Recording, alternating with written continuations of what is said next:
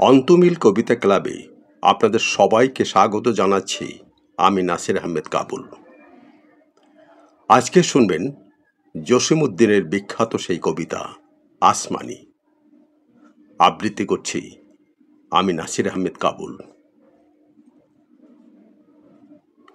আসমানিরে দেখতে যদি তোমরা সবে চাও, রহিমউদ্দির ছোট্ট বাড়ি রসুলপুরে যাও। বাড়ি তো নয়, পাখির বাসা, ভেন্না পাতার ছানি, একটুখানি বৃষ্টি হলেই গড়িয়ে পড়ে পানি। একটুখানি হাওয়া দিলেই ঘর নড়বড় করে, তারি তলে আসমানিরা থাকে বছর ভরে। পেটটি ভরে পায় না খেতে, বুকের কখান হাড় সাক্ষী দিছে অনাহারে কদিন গেছে তার।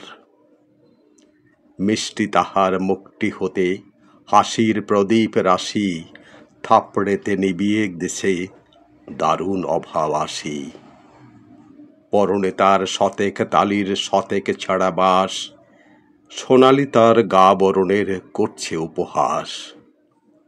ভোমর কালো চোখ দুটিতেই নাই কৌতুক হাসি, সেখান দিয়ে গড়িয়ে পড়ে অশ্রু রাশি রাশি। বাঁশির মতো সুরটি গলায় ক্ষয় হলো তাই কেঁদে, হয়নি সুযোগ লয় যে সে সুর গানের সুরে বেঁধে। আসমানিদের বাড়ির ধারে পদ্ম পুকুর ভরে, ব্যাঙের ছানা শ্যাওলা পানা কিলবিল বিল করে। ম্যালেরিয়ার মশক সেথা বিষ গুলেছে জলে, সেই জলেতে রান্না খাওয়া আসমানিদের চলে। পেটটি তাহার দুলছে পিলেই, নিতুই যে জ্বর তার, বৈদ্য ডেকে ওষুধ করে পয়সা নাহি আর।